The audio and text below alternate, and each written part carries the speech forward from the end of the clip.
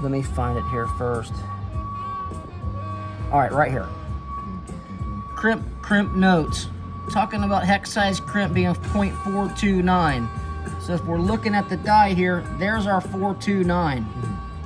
And then the contact crimp is 0.118. Well, this is a 0.116. So it's gonna be kind of a tight crimp.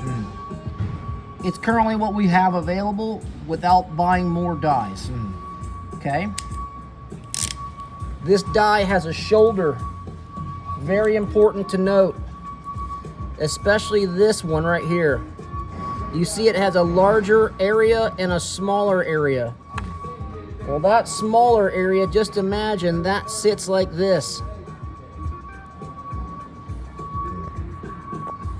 Let's see if I get that right. And I'm sorry, it goes like this.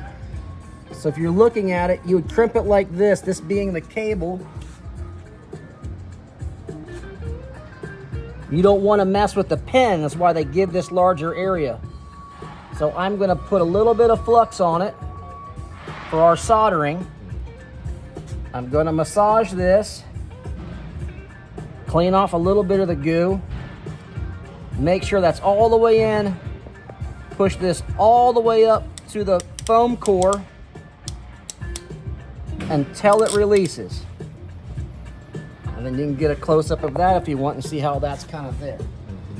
You'll notice that the hole, where we find the hole at? Where'd she go? There it is. Stop wiggling. See, the hole is not in the crimp, so all of this can fill up with solder when we're there.